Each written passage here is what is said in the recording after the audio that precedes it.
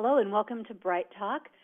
This topic today is all about ennobling and enabling employees so that you can boost engagement scores, which matters a lot. So the people who are going to benefit from this is for you if you are in HR or in learning and development, or if you're a manager or supervisor. It'll be helpful if you're an emerging leader, or if you're anyone who's responsible for the development and engagement of employees.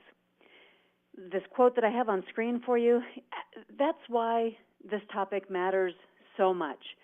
See, engaged employees outperform those who are less engaged in every single way that matters in terms of measurable business results. So in this Bright Talk, what we'll do is we'll spend our first few minutes talking about employee engagement and what it does for a business. And then we'll shift and talk about a people-first approach that can help you boost employee engagement and realize all these benefits. For those of you I haven't had the pleasure of working with or meeting in the past, let me just briefly introduce myself. I'm Deb Calvert. I am the author of a book series called the Discover Questions, Get You Connected series, and I also write the award-winning blog called Connect to Lead. Please be sure to link in with me, whether it be on LinkedIn or Twitter or Google Plus or Facebook. My handle there is on screen, and I'd really enjoy being able to connect with you one-to-one. I conduct sales coaching as well as leadership coaching, leadership development training, and research in the field of leadership and sales. And before I started this business, People First Productivity Solutions, 10 years ago, I held a role in a Fortune 500 company as a corporate HR director. If you're new to Bright Talk, let me point out two important features for you.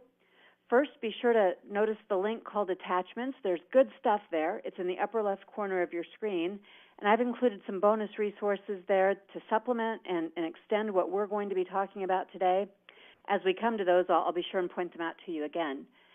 And then second, if you're new to Bright Talk, you should know that you can subscribe to this channel.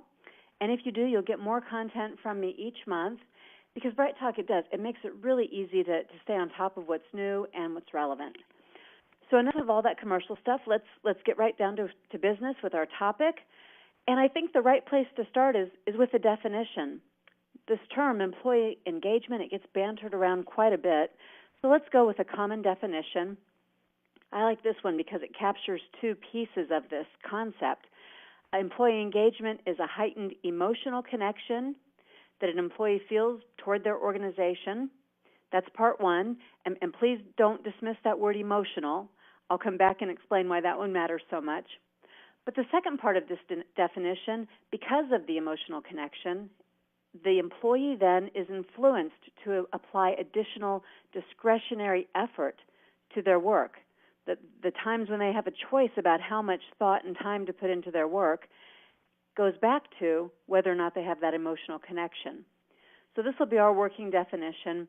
Now let's talk about why this really does matter. And at a high level, it matters because engagement, that emotional connection that the employee feels toward their work, that emotional connection, engagement, is the primary enabler of any business strategy that is successfully executed. It's impossible to successfully execute, fully, optimally execute on a business strategy unless you have high levels of employee engagement.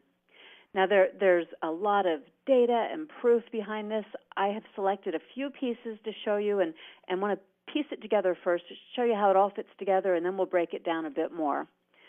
But remember, this employee engagement, we're talking about the heightened emotional connection an employee feels toward their organization that influences them to apply additional discretionary effort toward their work. And what you get right away from that heightened emotional connection, well, of course, it yields retention. Your employees stay with you. And from that means your high potentials are also sticking around. So you're building bench strength toward the future. And you also get a bonus here because that's a reduction in your recruiting costs and the time that you have to spend on recruiting and onboarding and ramping up new hires. So engaged employees stick around, a myriad of benefits that come from that. And because they stick around and because they're applying additional discretionary effort, you also get an increase in productivity. Within the organization, you get higher productivity levels, And those productive, engaged employees, they give you more satisfied customers. And all these things link together. Higher levels of customer satisfaction are proven to come from heightened levels of employee engagement. And with all of those positives that are occurring, no surprise, you're going to get higher levels of top-line revenue. And all of this additional discretionary effort is going to help you save on expenses. The employee retention is going to help you to reduce recruiting costs. And when you add it all up, you get improved profit margins. So, this is a great story, but I think it begs the question, if we're going to get this series of events and series of benefits, what is it then that will boost employee engagement so we can actually realize those benefits? And that's what the meat of this particular presentation is all about. But what we should say first and foremost is that there's one thing that accounts for engagement in the workplace more than any other factor. In fact, a leader's behavior accounts for 37% of employee engagement in the workplace, which is far more than any other factor. And if you would like to know more about this, there's a few resources I could recommend. One is a book called Great Leadership Creates Great Workplaces by Jim Kouzes and Barry Posner. And that'll give you quite a bit more depth about this research that you see on screen right here. It's quite compelling. Okay, so we're going for the employee engagement. We know leadership development is a big piece of that. You are probably the leaders who have an opportunity to develop in this way, and you have access to others in your organization who could also unleash the employee engagement and all these great benefits. Now, I'm going to encourage you to view another Bright Talk on this channel that goes much, much deeper into the leadership development piece. That's not where I'll be going here. We'll be shifting gears to talk about things that every manager can do to enable and ennoble employees, whether or not they have a formal leadership development program. We could even call this your do-it-yourself approach for improving employee engagement and unlocking the rest of these outcomes. Okay, so let's talk more specifically about these outcomes. I mentioned employee retention being one of the first. Well, the Corporate Executive Board gives us some data about this. Those employees who are less engaged are 4 times more likely to leave than the ones who are highly engaged. The ironic thing here, though, is those employees who are the least engaged, they're probably not employees you want to keep in your organization anyway. So before they leave, you might be thinking about having them leave.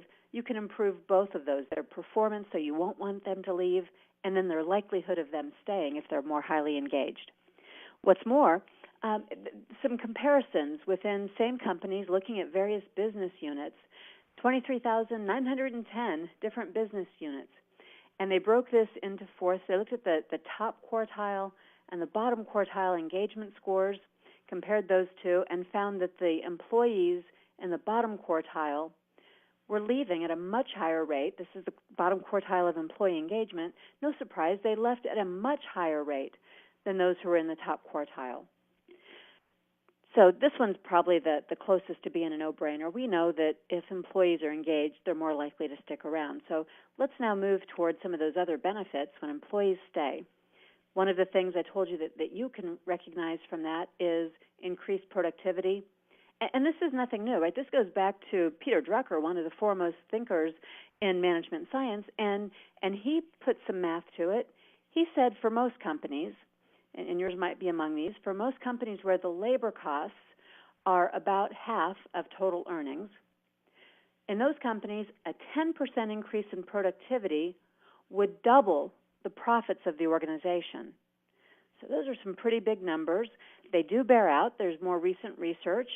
And that book I mentioned, Great Leadership Creates Great Workplaces by Jim Kouzes and Barry Posner, what their findings revealed more recently is that the best leaders, the ones who are behaving in ways that are driving employee engagement, those best leaders, they elicit 3 times the amount of talent, energy, and commitment compared to leaders who are not behaving in those ways. So there's a lot we can do to have these kinds of impact. And not only that, we can also increase our customer satisfaction. Above average levels of employee engagement, look at that, it's a big number, a 50% higher rate of customer loyalty. And when you put all these things together, it does produce top-line revenue increases, bottom-line profit impact. We can see this from all sorts of different sources. I'll just give you a few of them. Here's Hewitt & Associates. Here's the meta-analysis from the recent Gallup study comparing those business units that I mentioned. It's also going to tie into higher profitability. And whatever these numbers, 12% is actually on the lower side of all these various studies. I wanted to give you a low target. But the summary, when you put all these pieces together, you get above average productivity, higher levels of customer loyalty, higher sales, higher profits, and your employees are sticking around. Life is just easier, and people are happier in an organization like this. Now, a reminder, what gets us here, all of this is leadership development, and this is sort of leadership development light. If you don't have a complete program available to you, you could talk about what's coming up next in this webinar. This could actually be your starting point personally. But just one more little factoid to show you about leadership development. It is the number one factor in boosting engagement, so it bears mentioning here. And the impact could be significant. So here's the gold standard, the Leadership Challenge, which is an evidence-based approach to leadership development. Just to show you how significant this impact could be, this is an independent study. This is not part of the body of work that comes from the Leadership Challenge. But it does show that there's a very high correlation. Rick Roy found that there's an extremely high correlation between the profitability of an organization and whether or not the leaders in that organization used the practices that are evidence-based, proven to drive employee engagement and results within the business. Okay, now back to you, because that's that big picture leadership development. That's all the research. But I want to bring this back to you individually and talk about what you can do to be able to ennoble and enable your employees. And there are quite a few things. So I'd recommend just take a start where you are approach. This will be like a buffet. Pick what looks like something that would nourish and help you to get to where you're trying to go. It all does boil down, though, to an emotional aspect. I mentioned that earlier. This emotional connection is an important one. We can't sidestep it. For an employee to be fully engaged, it's not just their talent, it's not just their brain power, it's not just their hands-on work that they do. Engagement is a connection, and connections are emotional. And when we put these two things side by side, the rational reasons that somebody would choose to stick with a workplace, the rational reasons that someone would choose to invest additional discretionary effort, rational reasons being things like, I could earn a raise, or I could keep my job, or it's what's expected of me, or my appraisal just came out and I know I need to work harder. Those are all rational reasons. But bigger impact than any of those rational reasons is this emotional commitment, how people feel about the workplace, and more importantly, how they feel about the manager that they report to. See, it's the manager, the direct report manager, that has the biggest impact on an employee's level of commitment. I'm talking emotional commitment to the team, the organization, and to the job. And we can put numbers behind this just to show you how important your emotional connection is with an employee, that additional discretionary effort that comes from it is. Here are some numbers that help you to see the business case for this emotional commitment. What the manager does significantly boosts the commitment of employees to the team, the organization, and the job. And that's all in addition to impacting how the employee is committed to that individual manager. You know, you've heard this before. The number one reason people leave jobs is that they don't like or don't get along with or don't feel acknowledged by or valued by the manager they report to. Buckingham and Kaufman wrote about this in their book, First Break All the Rules. And that means that you have the opportunity as a manager or as someone who influences or trains managers, you have such a fabulous opportunity to make a big impact on the work your employees do. And it's not by giving them more product training or more technical knowledge or more skills. Those things matter, certainly. But you don't want to overlook the importance of this commitment. And I'll show you how to build that commitment by enabling and ennobling your employees as we continue to build here. While we're getting there, while we're getting to all of this, by now you're probably beginning to think along these lines already. There's an essential building block. And it's true of any commitment, emotional especially, but any commitment we would ask for someone to make to us.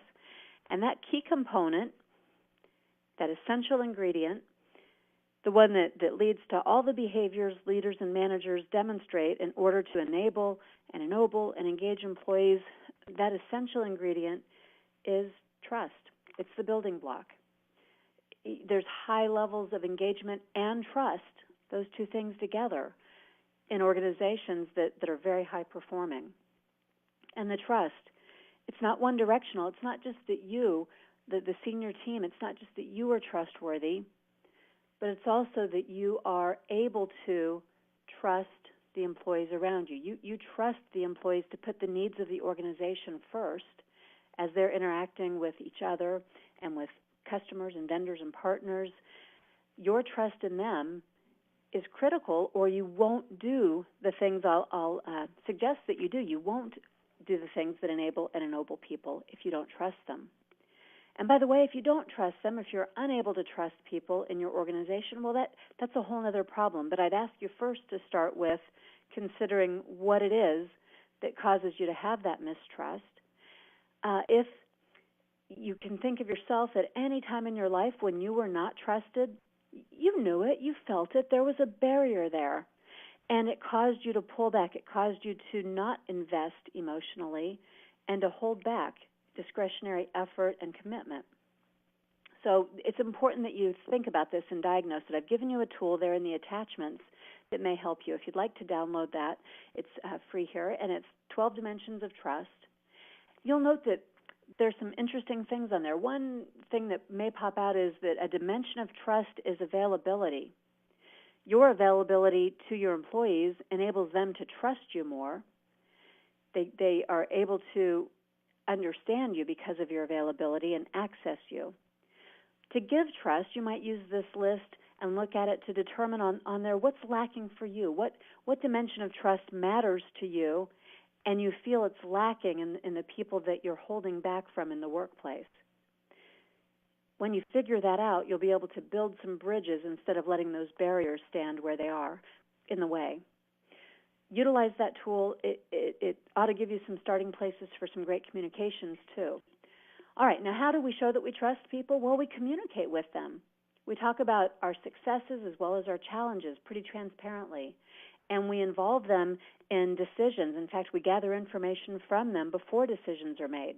We don't just, at the top of the team, push our own decisions downward and expect people to immediately adopt them. When we have trust, we have a greater sense of engagement and involvement. What you also get from that is that people will bring their ideas and issues and concerns to you sooner. You'll be more tapped in, and that will be one of the ways that their engagement helps you to yield all the other results that we saw as beneficial. Okay, now we got to get down to the nitty-gritty. The clock is ticking fast. So I am going to talk about enabling others and show you 6 specific ways that you can enable others. They'll be high level. Every one of the 6 could certainly go deeper, and I'd invite you to be in touch if you'd like to take any of these a little bit deeper in your organization. But after we talk about those 6 enabling ways, we'll shift gears and talk about 6 ways to ennoble. Now, what's the difference? What are these words all about? Let's start there. When I talk about enabling others, I'm talking about the things that you do to make someone ready, to help them to have the means, the resources, the capabilities they need, including authority, to do what you're asking them to do. When you enable, you make it possible, you make it easy for people to do something. Now, at a high level, enablement includes tools and training and trust and resources and time, all those things. And if you're not enabling, if you're not providing tools, training, resources, time, and trust, if you're not giving power away and sharing it, if you're not enabling, you're potentially disabling people. You're keeping them from doing all that they could do. and from contributing everything that they could be contributing to the team. So all of these things matter. They're easy to do in some situations, harder in others. But as an emerging leader or as a manager or as someone who develops people, you'll have to find ways to enable them, to give them some competence and authority, and to make them more able than they currently are. What I'll talk about next are some tools for doing that. Specifically, we'll talk about these 6 tools, and we'll just dive right in to talk about each of these that will signal to others, that they'll be telling others that the work you do really matters. It matters so much to this organization that we're going to prepare you to do it well, and we're going to back you up so you can continually get better and better at this work. By the way, I picked these 6 items because as I work with teams as a coach, these are the gaps I see most often. When it comes to enablement, these gaps show up over and over again. Now, as I'm going through each of the 6 and giving you just a taste of some new ways that you could approach this or some things you could think about, what I'd encourage you to do is to treat this like a buffet. What is it here that whets your appetite that you'd like to get a little bit more about? I'll give you some ideas about reference tools as we go through, and my hope is that you would dive deeper. You're sort of self-assessing and figuring out what could you do, starting where you are, to boost enablement in your organization. So delegating for development. Different from merely delegating for development is where you delegate with the specific intention of giving people opportunities to learn and grow. You do free yourself up to do some higher level, more strategic work or some different kinds of work, so you also have an opportunity to develop when you delegate and have this as your primary motive. What I've put on screen for you, just to give you some ideas and to keep you from going in the wrong direction, these are the 8 critical steps. If you're going to delegate for development and you're going to help people grow as a result of the work delegated to them, then these are the 8 essentials for doing that. The first one's really obvious, but I put it here because oftentimes it's the only thing that happens when it comes to delegating. We pick a person, we give them the work, we walk away. And that doesn't succeed, and it doesn't optimize the opportunities for enabling people the way that we're looking to do. So the other 7, giving them authority and setting some very clear goals. These are the outcomes and any necessary protocols. So here are the ways that I want that work to be done. But don't micromanage here. You don't want your protocols to be so locked down that you've got something robotic, unless the nature of the work demands that, of course. But typically, if you're delegating for development, you want to leave enough room within the protocols and guidelines you've set for people to find their own way and to bring their own strengths in, and perhaps to discover some ways that you hadn't thought of. That's the truth of delegating for development. Somebody else may eventually be even better at this than you are. That's what we're aiming for. Now, whatever those goals and protocols, we certainly have to enable the person to do that, giving them the time, the resources that they need, the training, and remaining available to them as a resource too. We don't abandon people once we delegate, nor do we micromanage them. There's a balance to be found within there. Of course, you're also going to assess. Maybe you've got some predetermined check-ins so that you're continuing to support the person you've delegated to. And don't forget, giving them some recognition. I don't mean at the very end when the task is completed or when there's some great achievement to recognize, but along the way, they've taken on some new work. They are trying some new things. They are learning and growing. How about we recognize those little contributions and their learning along the way? And ultimately, if you've delegated, don't forget you're responsible. The buck stops with you. The outcomes are still yours even though you're not doing the work. You've delegated it to someone who's doing the work, and you're ultimately responsible for making sure it gets done well. So these 8 considerations are important if you are to enable people by delegating for development. Another consideration, if you're already doing this and you'd like to work on something else, would be coaching for development. Coaching not just for performance, coaching not just the people who are struggling, but dedicating time to coach people for development. including your top performers, your middle performers, everybody on your team. Now, I like to be sure and define coaching because I think it's a little different from what many people visualize it to be. Coaching is different. It's not the same as mentoring. It's not the same as managing. Mentors have a superior level of knowledge, and they teach and they tell people what to do. Managers have work that has to get done today, and they handle getting that work done through others, today's essential tasks. Coaches do something a little different, at least those who are focused on development. They're enabling people by helping them to self-discover and cross-apply what they already know. And coaches encourage people to set their own goals and get clarity and then to stretch them toward those goals as they self-reflect and they learn from their trial and error. And coaches, in order to do all of that, they don't need a single bit of knowledge about the function that individual is doing, so you can enable people outside your own job function. Coaches don't have to know how to do the job. Those are mentors. Coaches need to be really good active listeners who ask questions and then extract what the individual being coached already knows and helps that individual to self-discover. And most importantly, when you're coaching for development and enabling a person in these ways, you're focusing on the future, not the past, not even the present, but focusing on the goals and what it will take and how they can reach them, helping them self-discover the ways to overcome their own barriers and to stay focused on what matters most to them. Now, here's one that's a little more obvious. We got to put it here, though, because so often people find themselves in jobs, maybe they're new, and in those jobs, they don't have adequate training. They're left to their own devices to sort of figure it out or to pick it up from other members of the team who may or may not, by the way, be giving them the messages you want them to receive. So whether you're onboarding or whether these are employees who are now being delegated some new work or they're developing for next level roles, don't neglect the skills training that's needed. And skills training, again, not just the technical knowledge, for people to be fully enabled and to be emotionally committed in the workplace. When they're new, they need to be connected to the values and the fundamentals of the culture, to be able to understand what is it about this place that makes it unique and special, and what do I need to know to be able to fit in here.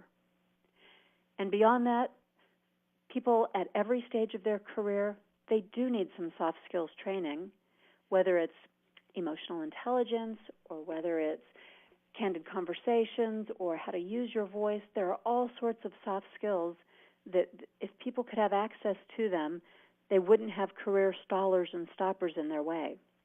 You'll know the right soft skills for any employee because it's the thing you're writing up on their review for the third time in a row, and it's driving you nuts about them, and why won't they just learn? There's a gap. Is there some soft skills training that you can point them toward, a resource you can provide to enable them to work through that gap? And, of course, hard skills, whatever they need for the job. I strongly encourage you to consider, for your high pose, for anybody who is looking to move into leadership roles at some point, but even those who are natural leaders and influencers, consider giving them a little emerging leaders support. And that doesn't have to be expensive, and it doesn't have to be risky. It doesn't have to be time-consuming. In the attachments here on Bright Talk, I've given you access at no cost and no obligation for a starter emerging leaders training. It's completely free. It's open to anybody that wants it. And what it will do is just give folks a frame for leadership to think of themselves as leaders and to begin exploring within their own career how they can lead and how they can lead deliberately and effectively. Note that's not manage, and that's got nothing to do with job title. It's about realizing the leadership potential within themselves. You can check that out if you're interested, but feel free to share that with anyone you think could benefit. Well, enabling also includes being inclusive in your decision making. Being inclusive doesn't mean you give up any of your authority. In fact, this expands your authority because you have greater levels of buy-in, and you will have more influence when people feel that you have been thoughtful and inclusive as you make decisions that affect them. You want to be inclusive in the decision-making in many ways. Think about your process for decisions. Who do you ask and consult and share information with and get reactions to before the decision's made? Again, let me be sure and point out, I am not talking about a majority rules, democratic way of decision-making here. That's not always appropriate. I'm talking about getting input so that when you make the decision, people will know they were heard. Even if you did not make the decision they were hoping for, they will feel more a part of it and be better able to support it because they were listened to. Share your decision criteria. You're enabling people if they understand how you came to the decisions you came to. That way they can anticipate future decisions and they can understand those decisions and they won't feel like they have to operate in the dark. Communicate about your decisions, communicate about the roles and responsibilities of people who were involved in that decision so that folks know and it's transparent. Of course, all of this is especially important when it comes to change management. As people resist change, they need to know if they're to be enabled to work through the change. And don't forget, after you've made changes or after you have announced new decisions, check back, do some impact assessment with those people who are affected by a decision. It's important in terms of their enablement and their commitment for them to know that you didn't move on and forget about them or care about them. You did, in fact. You cared enough to come back and check in. So that is another way. You're getting a buffet here. Enablement also includes team development. We talked about individual development in terms of skills training and coaching, but building teams also enables people because teams offer so many opportunities for people to get new skills or to gain higher degrees of business acumen. So if you can help people understand team effectiveness, if you can help them to understand those skills they need to interact with others on a team, maybe even give them a taste of project leadership, all of those things will make them better collaborators, better negotiators, better participants in meetings, better in the work that they do because they see the bigger picture now. So finding opportunities to enable people by appointing them to teams or by encouraging them to reach out to other members of an existing team. Now, I mentioned that I'd give you some pointers toward resources. If team development and team effectiveness is important to you, be sure and look at our website. It's been on screen there at the bottom. We have a blog, a weekly blog called Connect to Win, and it's all about team effectiveness. And every week on Friday when it comes out, it also has next steps at the bottom that give you additional resources every week, infographics and other places you can go to get information that will benefit your team. Enabling individuals, enabling team members, it all involves connections, as we said. So let's talk about your connections. If you are a frontline manager, if you are a senior manager, what are your connections with the people that you want to enable? Because enablement never happens in a vacuum, and this emotional commitment can't happen without you being directly connected to people in various ways. One-to-one meetings are one way that managers connect with their direct reports. But there are best practices and not so good practices for what happens during those one-to-one meetings. And if you'd like to have a blueprint for the most effective one-to-one meeting, again, on our website, there's an infographic about this, and I'd encourage you to come and take a look and download that. Conducting your one-to-one meetings, here's the short version, ought to focus primarily on the future to enable people to do what they need to do going forward. That's what those one-on-one check-ins ought to be primarily looking at. You have other places to review performance and to look backwards, but do remember that looking backwards at the things you can't change can be deflating, even disabling to employees as opposed to enabling them. Your feedback matters. Your ability to have candid conversations with them matters.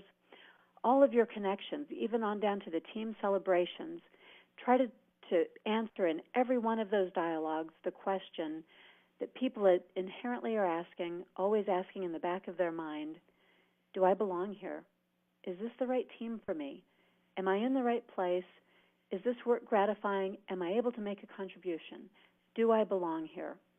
And if you'll thread that into the conversations that you have with people more often, you will build that emotional commitment and you will be seeing ways to enable them. not only that, you'll be seeing ways to ennoble them, which is the second part of this that we want to be talking about. And by ennoblement, I'm talking about something different from enablement, equally important. When you're ennobling others, you're making them feel noble. You're making them feel that they've been elevated in some way, at least esteemed in some way by you, that they've been respected and dignified, that someone puts value on them. And you as a frontline manager to them, if that's your role or if you manage managers, it matters a great deal for them to feel that they have your respect, that you give them dignity. To do that, you have to challenge them, you have to praise them, you have to look for the things that would help you to elevate them. But if you're not ennobling them, the flip side is also true. If you're not doing this, they could feel like they are not noble. That means they feel ignoble. Ignoble means inferior, of lower rank, not respected. You certainly don't want people in your workplace to feel that way. They could never be engaged and give you emotional commitment, let alone additional discretionary effort, if they didn't feel ennobled. So what do we do to ennoble others? On screen, there are just 5 or 6 items, and we'll take those one by one. But what you're saying when you do these things with individuals, you're saying to them, the work you do really matters, and so do you. When you ennoble people, you're saying, you matter to this organization. You matter to me, your manager. You matter to us, the senior team. And because you matter, I'm taking time out of my busy day to do these things with you and for you. This is the essence of putting people first. I'm going to show you the ways that you can do this. Many of them, there are also free tools available at our website, People First Productivity Solutions, People First PS.